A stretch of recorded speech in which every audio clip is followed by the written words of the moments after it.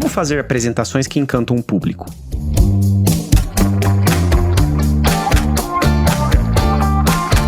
Eu sou o Leandro Ramos e este é o Juridicast, o seu podcast de marketing jurídico. Certamente você já deve ter assistido uma apresentação que o deixou encantado, em que não piscou os olhos, mas também já deve ter presenciado muitas apresentações enfadonhas. Por trás de grandes apresentações, existe muita estratégia, e arrisco a dizer que essa estratégia é quase uma ciência. Para falar comigo aqui no Juridicast sobre como você pode montar apresentações de grande impacto, tenho o prazer de receber a Laís Vargas, que é uma top voice do LinkedIn e cofundadora do Minimiza, uma empresa que ajuda profissionais a criar apresentações inovadoras. Laís, seja muito bem-vinda ao Juridicast. Obrigada, Leandro. É um prazer estar aqui falando com o pessoal do Juridicast. Obrigada pelo convite. E a gente vai falar aqui sobre um dos assuntos que eu mais amo, que é a apresentação. Obrigada mesmo pelo espaço. Prazer é meu, Laís. E para quem nos escuta agora, se eu tenho que fazer uma apresentação, por onde começar? É pelo PowerPoint? Essa pergunta é muito boa e realmente ela tem que ser a primeira, né? Quando a gente fala de apresentação, a gente costuma associar a apresentação ao PowerPoint. E a gente pode criar em vários softwares, né? Pode ser Canva, pode ser Google Slide, pode ser Keynote, pode ser qualquer um desses, não necessariamente PowerPoint. Mas uma apresentação, ela pode existir sem os slides. É claro que nós somos seres, a maioria de nós, pelo menos, somos muito visuais. Então, o slide, ele fortalece, ele potencializa o nosso discurso, a nossa história com aquela imagem, com aquele apelo ali, com aquele apoio visual. Só que, para mim, o grande erro dos profissionais quando precisam fazer uma apresentação é que o primeiro passo que eles dão é abrir o PowerPoint. Então, é aquela coisa, né? Preciso fazer uma apresentação. O que eu faço agora?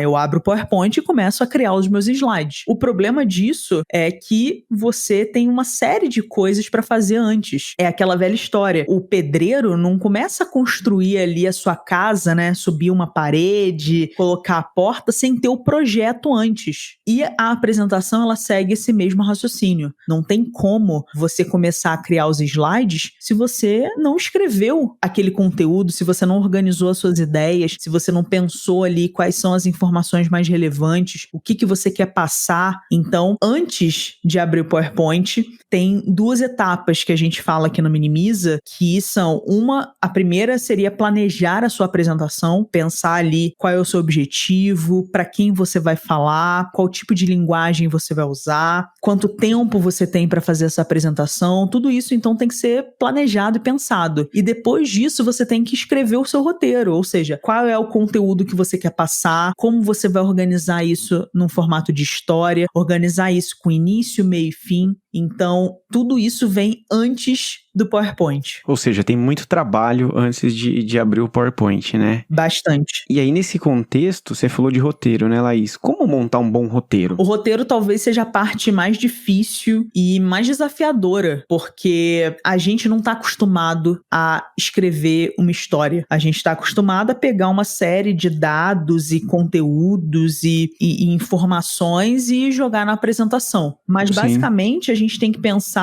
Sabe quando a gente escrevia uma redação na escola? O professor de redação ensinou pra gente, né? A gente tem que... Primeiro tem o primeiro parágrafo, que é a introdução do tema. Depois, no segundo, terceiro, quarto parágrafos, a gente tem ali que dá as diferentes visões sobre aquele tema. E no último parágrafo, a gente tem que ter a conclusão sobre o tema. Isso é início, meio e fim de uma redação. E a gente tem que trazer isso para as nossas apresentações. Então, o que é início, né? Você introduzir aquele tema, colocar todo mundo na mesma página. Depois é você realmente apresentar o seu projeto, apresentar seu produto, apresentar seu serviço, destacando ali os pontos mais relevantes. Não é apresentar tudo, todos os detalhes, é apresentar de fato o que é mais relevante para aquele público específico, porque muitas vezes um mesmo produto ou mesmo serviço, ele apresenta pontos positivos para diferentes públicos. Então, sei lá, tem um determinado tipo de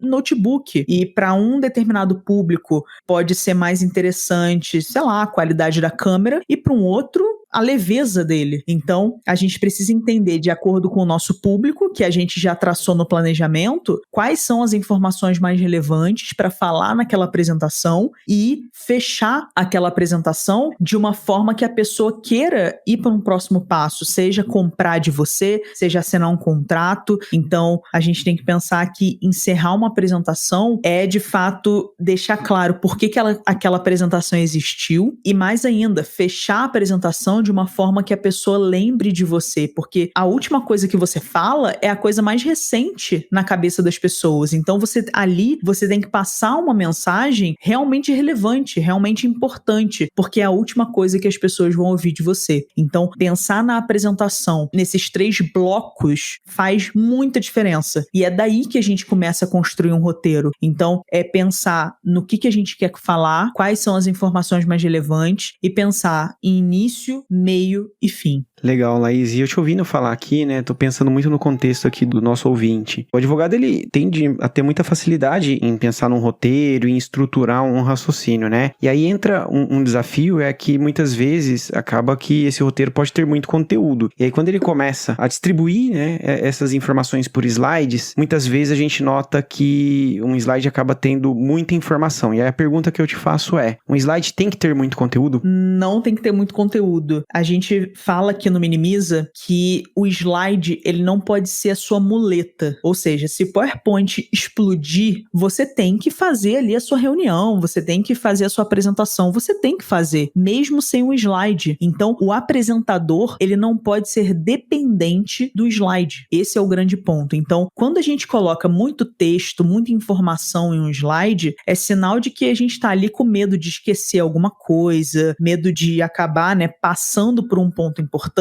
E, cara, isso representa que você não está se preparando da melhor forma. Então, quanto menos texto em um slide, melhor. Por quê? Porque aí você consegue controlar para onde a sua audiência está olhando. Então, aqui no Minimiza, a gente tem uma regra, digamos assim, que é regra 1 para 1, é como a gente chama. O que é a regra 1 para 1? É você colocar uma informação em cada slide. Ou seja, um slide, uma informação. Regra 1 para 1. Porque a quantidade de slide, ela não importa. Ela não interfere no tempo que você vai apresentar. Então, por que você vai encher um slide de texto que vai, assim, você vai querer ler em algum momento, você vai dar aquela olhadinha para ver se você está esquecendo de alguma coisa, mas enquanto você está falando ali com outras palavras, a sua audiência está lendo o slide, porque é impossível a gente olhar para uma parada cheia de texto e não ler. É impossível. Então, quando a gente enche um slide de texto, é sinal de que, assim, a gente não está preparado o suficiente, então a gente precisa se preparar mais, a gente precisa dominar aquele conteúdo, e muito texto no slide faz com que as pessoas não prestem atenção em você, e sim no slide. Então você coloca toda a sua atenção para um slide ruim que as pessoas não vão lembrar. Então, uma coisa que é crucial, que você divida a sua informação em mais slides. Para os ouvintes aqui, lembrem sempre dessa frase: slide é de graça. O PowerPoint não cobra por slide. Então não tem por que você colocar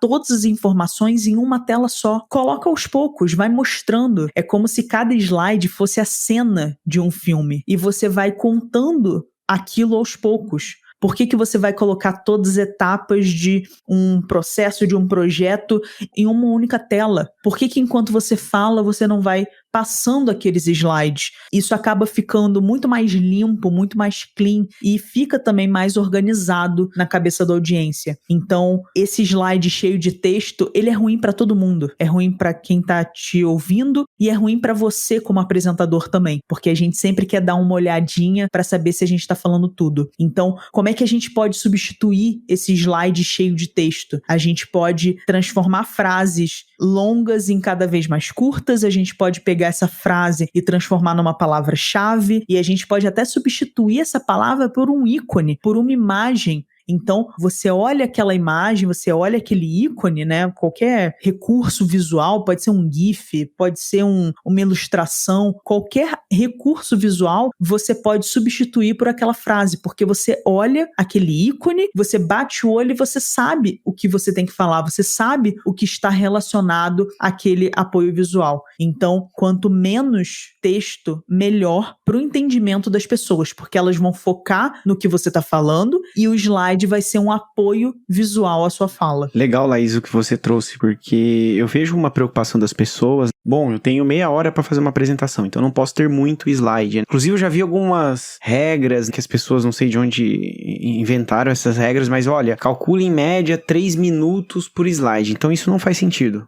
Leandro, pra mim inclusive eu dei um treinamento hoje, né, no dia que a gente tá gravando esse podcast, e eu tava falando justamente isso com as pessoas, que antes da pandemia, eu fui palestrante em um evento, foi uma das minhas primeiras palestras pagas, foi muito legal, foi um evento para mais de 300 pessoas, eu fiz essa palestra, falei sobre a apresentação e tal, o ponto é que eram 2 dias de evento, tinham 20 palestrantes, se eu não me engano, contando comigo, e eu fui a única palestrante que consegui ficar no tempo. Ou seja, todos os outros palestrantes extrapolaram o tempo e fica aquele monitor ali com a contagem regressiva e ninguém faz no tempo, ninguém apresenta no tempo. E aí vem um monte de guru e aí vem muito palestrante também, já vi essa coisa, cada slide 1 minuto, 3 minutos, 5 minutos. Gente, isso é uma bobagem, isso é uma bullshitagem, porque é impossível a gente lá na hora conseguir cronometrar slide por slide. As pessoas não conseguem controlar a apresentação como um todo. Imagina você controlar slide por slide. O ponto é justamente esse. Por que eu falei desse evento? Porque eram ali palestrantes profissionais, pessoas que tinham experiência, referência em suas áreas, e mesmo eles não ficaram no tempo. Então, por que todas as outras pessoas vão conseguir ficar no tempo? Não é cronometrando slide por slide, é ensaiando a apresentação. É você ensaiando repetidas vezes e entendendo que você vai estar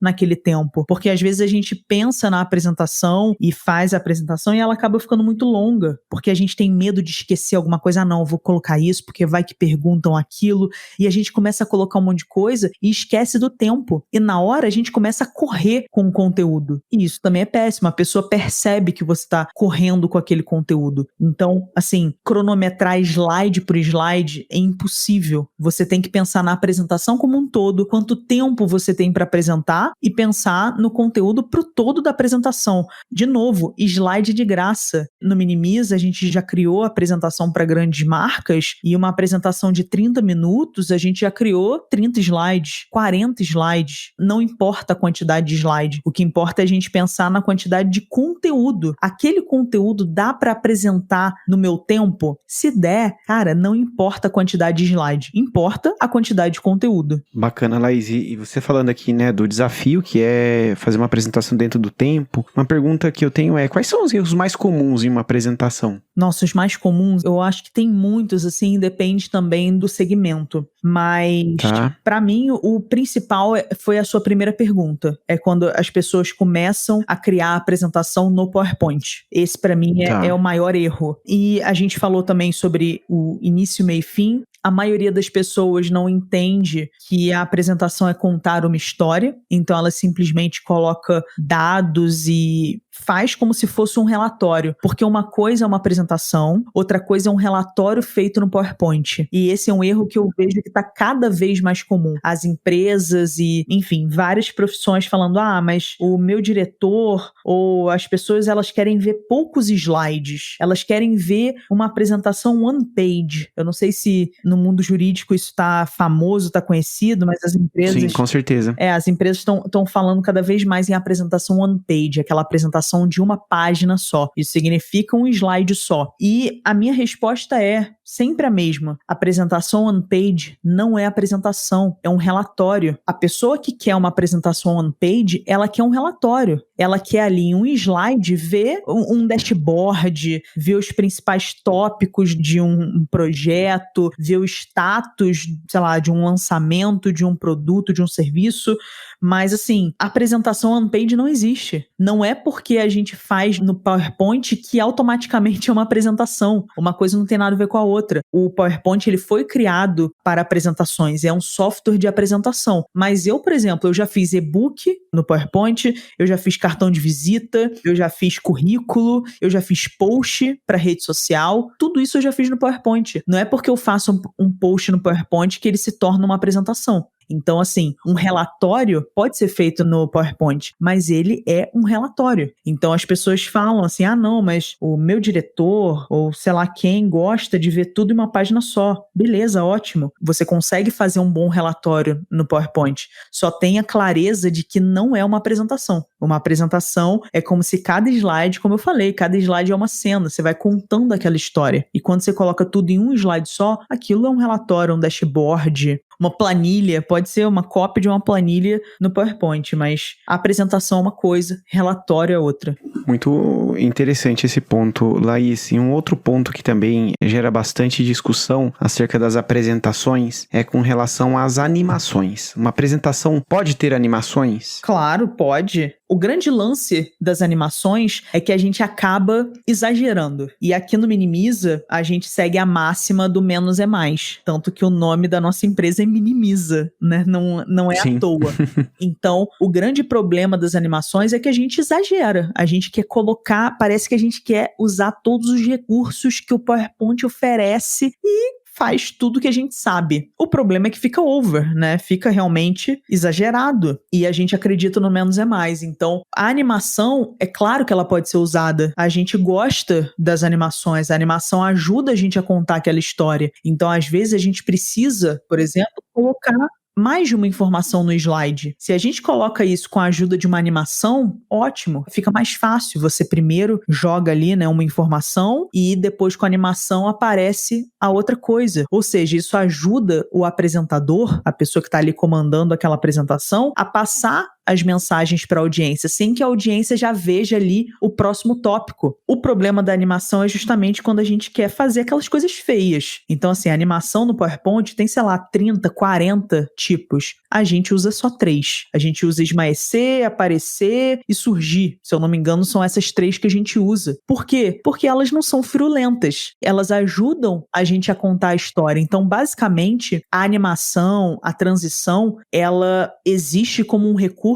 que vai te ajudar a contar a história, te ajudar a mostrar a informação. E isso é uma apresentação sem firula. A apresentação sem firula não é a apresentação básica, minimalista, nada disso. É a apresentação onde você não coloca nada no seu slide que seja só para firular. Todos os elementos do slide, ele tem que fazer um sentido, ele tem que ter uma função. Se a animação tá ali só para firular, ela não faz sentido. Se ela tá ali para aparecer no tempo certo, para mostrar e para te ajudar a contar a sua história, aí é super válido. E aí o ponto de atenção é justamente no qual animação usar. Porque, como eu falei, são muitas opções que o PowerPoint dá pra gente, e aí usa sempre as mais simples. Aquelas que rodopiam, que viram, que entram pulando, cara, isso é antiquado, isso é década de 90, isso parece que é trabalho da escola, sabe, da 5ª série B. Então, a gente cresceu. E aí não é porque existe no PowerPoint que a gente tem que usar. Então a gente precisa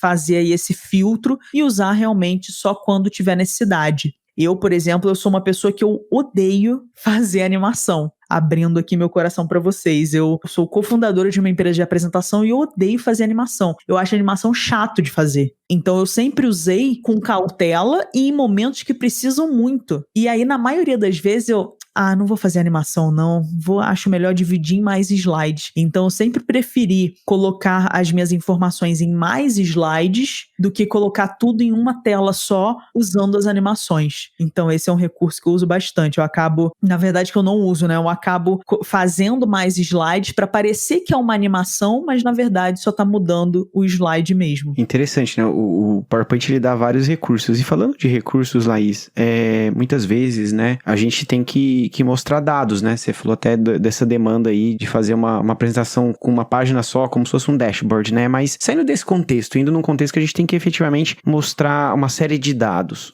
A pergunta que eu tenho é, gráficos é sempre o melhor caminho? E mais, assim, como escolher gráficos? Porque eu vejo muitas vezes as pessoas se equivocarem, né, na construção de gráficos e que ninguém entende. Nem sempre mostrar um gráfico é o melhor, assim. Tá. Eu acredito que a tabela a gente sempre deve evitar, porque a tabela de fato, você não consegue controlar para onde as pessoas estão olhando, e a tabela sempre tem muito número, né? Muita linha, muita coluna, então a gente sempre foge da tabela, tá? A tabela é sempre uma coisa que a gente foge. Já falando de gráfico, às vezes a gente não precisa mostrar um gráfico. A gente pode mostrar, por exemplo, um ícone, ou pode fazer uma espécie de infográfico. Pensa comigo, às vezes a gente tem uma pesquisa e tem que mostrar ali, dessa pesquisa a gente fez, tem 55% de respondentes são mulheres e 45% são homens. Por que a gente precisa de um gráfico para falar algo tão simples? Às vezes a gente pode colocar, tipo, um íconezinho de uma mulher, colocar o 45% embaixo, ou 55% embaixo, e um íconezinho de um homem e colocar o 45% embaixo. Então isso já substitui um gráfico de uma forma mais visual. Então esse é um primeiro ponto. A gente pode transformar informações que são em gráfico em coisas mais visuais, porque não é porque ali tem um gráfico, né? Aquela informação saiu de um gráfico que ela precisa realmente ser apresentada como um gráfico. Nem sempre. Às vezes a gente tem um gráfico em que a gente quer destacar uma única informação. Então a gente às vezes não precisa colocar um gráfico, só mostra aqui aquela informação. E o outro ponto é a gente saber também qual gráfico usar. Então, se você está ali num percentual, se usar uma pizza, quando usar um gráfico barra, tudo isso interfere na mensagem que você vai passar e na forma como as pessoas vão receber aquela informação. Então, por exemplo, o gráfico de barra, que é a barra, né, em pezinha ali, você consegue ter uma visão melhor se você está se comparando com outras pessoas. Sei lá, quanto você vendeu ou, sei lá, quantos processos você está fazendo esse mês e quantos processos você fez nos meses anteriores. Você consegue saber, né, a média e se você está acima ou abaixo dos meses anteriores. Você consegue pela altura do gráfico de barra. Mas sei lá, se for alguma coisa relacionada ao tempo, pode ser que a coluna seja melhor que aquela deitadinha, né? São as barras na horizontal. E se você está falando realmente de porcentagem, é melhor pizza. Então é muito seguindo uma linha que a gente precisa entender qual a informação que a gente quer passar, como a gente quer passar essa informação para encaixar o melhor gráfico. Mas gráfico mais simples, como esse que eu falei do exemplo ali, homens e mulheres, a gente pode sim pensar em formas mais criativas, como que a gente pode mostrar esses dados fugindo de uma tabela, fugindo de um gráfico. Às vezes, na maioria das vezes, na verdade, a gente não precisa mostrar todos os dados que foram coletados. A gente tem que mostrar ali o mais surpreendente, o mais importante. Então, como você pega esse dado mais relevante e mostra de um jeito diferente? E isso está totalmente relacionado ao roteiro. Como que eu vou passar essa informação? Porque quando a gente fala de roteiro, a gente está falando de história. E quando a gente fala de história, vem a questão do storytelling. E o storytelling é sobre como a gente conta essas histórias. Então tem 55% homens, 45% mulher nesse exemplo. Tá, o que é mais importante? Como que eu vou falar isso de uma outra forma? E o como é como você vai falar e como você vai mostrar essa informação. O storytelling tem muito a ver com isso também. Não só o que você vai falar, mas como você vai falar, como você vai mostrar essa informação. Mas voltando ao centro da sua pergunta, gráfico a gente tem que analisar muito caso a caso e pensar realmente o que faz mais sentido e como faz mais sentido eu mostrar isso para minha audiência. Legal, Laís. E avançando aqui, existe alguma diferença entre fazer uma apresentação institucional, de uma apresentação de um conceito, ou ainda até de uma apresentação comercial? Existe. Isso está muito relacionado ao roteiro, porque numa apresentação, por exemplo, comercial, você está ali numa negociação, o preço talvez seja o clímax. O clímax é aquele momento ali mais esperado. Se você está fazendo uma apresentação institucional, falar dos seus diferenciais ou como que você ajuda as pessoas, pode ser ali o ponto mais relevante. Quando você está apresentando um produto, um serviço, você mostrar aquele produto é o grande uau, é aquele momento uau. Então, para cada tipo de apresentação, você tem um roteiro específico e você tem que pensar como que eu vou começar a minha apresentação para surpreender aquelas pessoas, qual é o clímax, qual é aquele momento mais importante que eu tenho que dar uma atenção maior e como que eu vou encerrar essa apresentação. Independente do tipo de apresentação, e aí a gente tem sim alguns formatos, mas o grande lance aqui é que todos eles têm que ter início, meio e fim. Em todo tipo de apresentação, você tem que abrir aquela apresentação de uma forma memorável, para que as pessoas queiram te ouvir até o final. Se você não prende a atenção das pessoas logo no início, dificilmente elas vão te ouvir até o final. E a prova disso, a gente tá aí no momento de TikTok, né, muito forte. Cara, o TikTok é exatamente isso. Você tem que convencer a pessoa a ficar no seu vídeo em 3 segundos, porque senão ela vai pro próximo vídeo. O YouTube passou por isso também. Se você não chamava atenção ali no primeiro minuto, a pessoa mudava de vídeo. Então a apresentação é exatamente a mesma coisa. Ali naquele primeiro minuto, você tem que chamar a atenção das pessoas, independente do tipo de apresentação, tá? Então o mais importante aqui é a gente pensar justamente nesses momentos mais importantes e na estrutura de início, meio e fim. Então, como surpreender, como chamar a atenção logo de cara, pensar como apresentar aquele momento uau, que é o grande clímax da sua apresentação, é de fato você falar ali do que é mais importante de uma forma diferente para surpreender as pessoas e você encerrar com chave de ouro, porque é a última coisa que as pessoas vão ouvir. As pessoas saem da sua apresentação lembrando ali principalmente do que você falou por último. Então você tem que encerrar de uma forma impactante, não dá para encerrar falando é isso, não, é isso que, não, você tem que encerrar falando realmente algo que vai ficar na cabeça das pessoas, martelando na cabeça das pessoas e que gere uma reflexão para elas. Assim é como se você aumentasse o tempo de vida da sua apresentação. Esse tempo de vida é o quanto a sua informação fica na cabeça das pessoas. E isso é o que difere as boas apresentações das apresentações ruins. É o quanto você lembra delas depois. As boas apresentações é tipo um bom filme. A gente consegue lembrar e contar a história do filme para outra pessoa 1 ano depois que a gente assistiu. Porque aquela história fica na nossa cabeça. O filme ruim, passou 1 mês, você não lembra mais. Essas são as apresentações ruins. São as apresentações que não ficam na nossa cabeça, que não entregam algo que você realmente se surpreendeu, que mudou a sua vida ou que algo que você queria muito. Então, esses são os momentos mais importantes de uma apresentação. O início, o fim e o clímax, que é o momento uau, aquele momento ali de surpresa. E Laís, no último ano a gente viveu aí, né, no último ano e meio, uma revolução aí na maneira de trabalhar por conta da pandemia. E quais dicas você dá para quem tem que fazer apresentações remotas? No remoto, essa parte do chamar atenção, ela é ainda mais forte, porque as distrações são imensas. A gente tem o celular, tem, enfim,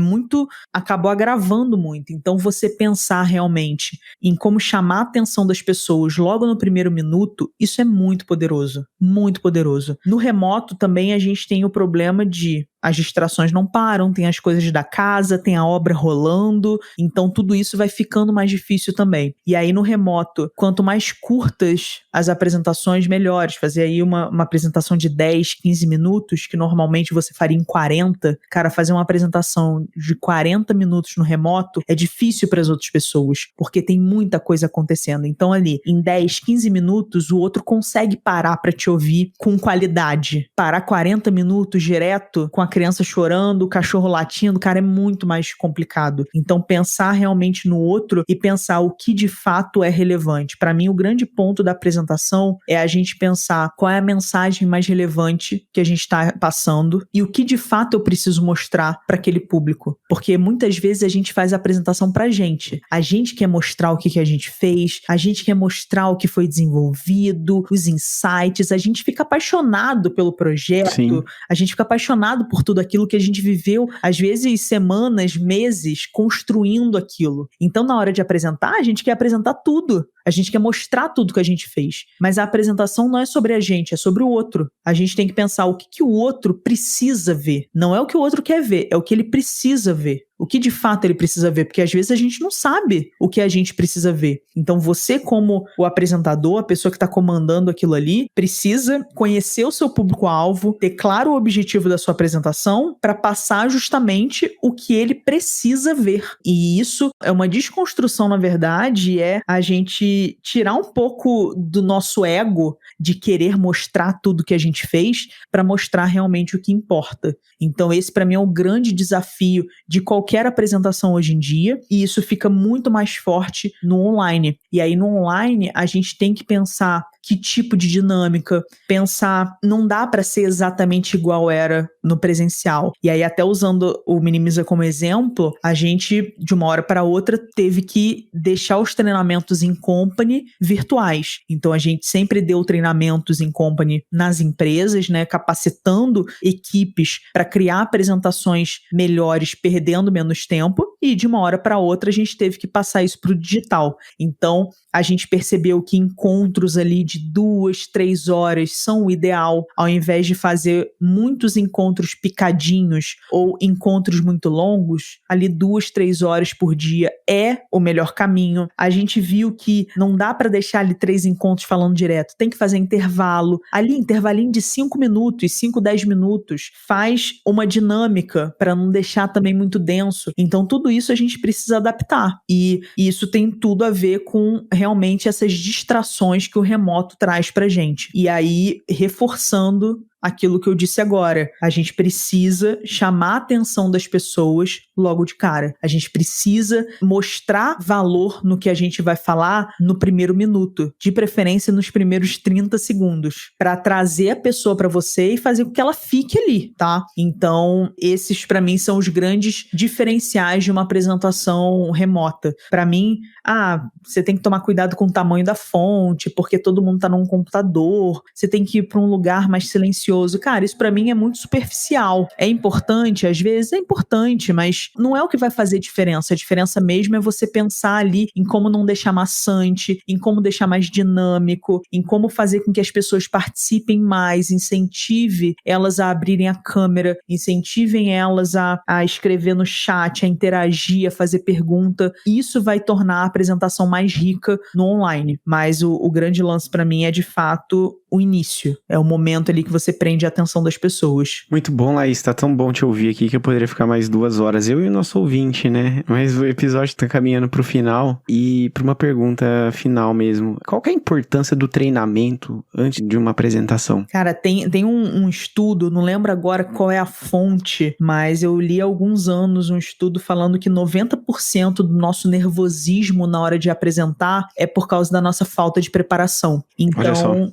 de fato, você treinar muda totalmente seu jogo. E apresentar não é só pela questão do nervosismo. Pra mim é o principal ponto, mas vocês lembram aí que eu comentei sobre o evento que só eu consegui fazer no tempo. E treinar é sobre isso também, é você respeitar o tempo do outro, é você conseguir fazer no tempo certo, é você decorar ali o flow, decorar o fluxo dos slides, é você decorar uma animação ou outra que você tem que passar ali no passador de slide, é você ensaiar com o microfone. Tem gente que precisa fazer a apresentação com o microfone e não sabe usar o microfone. Fica, né, sambando ali o microfone de um lado pro outro. Às vezes você tá falando muito rápido, às vezes você fala muito devagar, tem o outro lado também. Então tudo isso é com ensaio que a gente vê. E aí tem muita gente que fala, eu ensaio de frente pro espelho e não sei o quê, eu ensaio, faço pra minha namorada, pra ela me dar o feedback. E, gente, não tem nada mais poderoso do que você filmar o seu treino.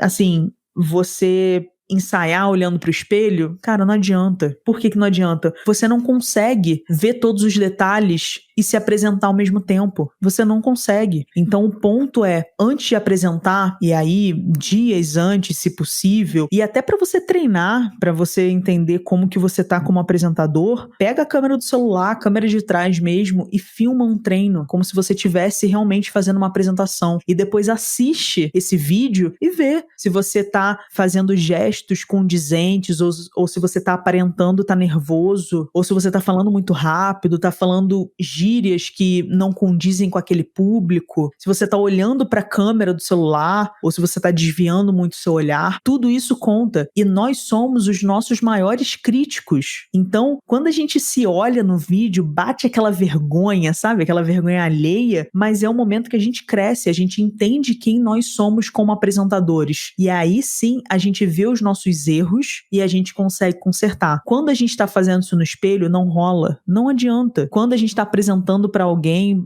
essas pessoas te amam, então elas não vão falar realmente o que tá passando, mas você vai ser muito mais crítico. Então, pega o celular, filma. Hoje a gente tem essa facilidade e aí você vai perceber tudo isso. Pô, será que tem alguma expressão que eu tô falando, alguma gíria que eu tô falando que não tá sendo legal? Tô cometendo algum vício de linguagem? Tô falando muito Será que tem alguma coisa assim que eu posso melhorar? E o vídeo faz isso. Então, a dica mais poderosa que eu tenho falando de oratória é justamente essa. Então, treinar, ensaiar é uma coisa constante. Você precisa ensaiar toda a apresentação? Não. Hoje, eu não ensaio toda a apresentação. Por quê? Porque eu já me conheço muito bem como apresentadora. Eu sei o quanto eu falo, eu entendo os meus erros e eu vou corrigindo isso. Mas eu já tô há alguns anos nessa estrada. Então, eu já filmei muito minhas apresentações. Já treinei muito e continuo treinando, ensaiando em apresentações mais importantes. Então, é um trabalho contínuo, é um trabalho de aprimoramento. A gente só fica bom em alguma coisa, a gente só melhora como apresentador, como comunicador, fazendo aquilo de fato. Então, assim, aquele nervosismo que a gente sente, muitas vezes é aquela pulguinha atrás da orelha que fala assim,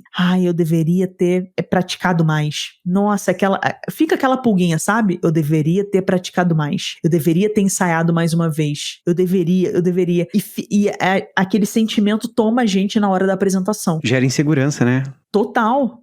A gente já entra na apresentação inseguro. Porque a gente sabe que tinha mais aquele tempinho que dava pra gente ensaiar. Então, ensaiar, ter essa preparação é fundamental. É fundamental. Na hora, isso faz muita diferença. É claro que a gente não vai ensaiar e se preparar nesse nível para todas as apresentações. Mas nas apresentações mais importantes, mais relevantes, que você tá mais nervoso, isso vai fazer muita diferença. Muito bom, Laís.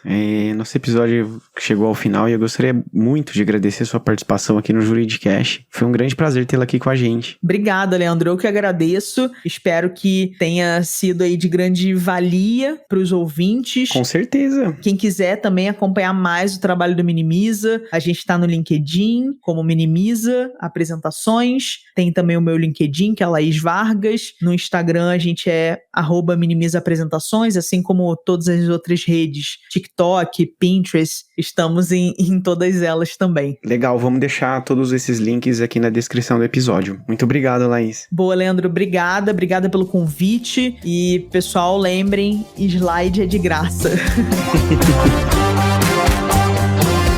Gostou desse podcast? Então compartilhe o episódio nas redes sociais e acompanhe o Juridicast, produzido pela Agência Javali, especialista em marketing jurídico. Um grande abraço e até a próxima quarta-feira, às 7 da manhã.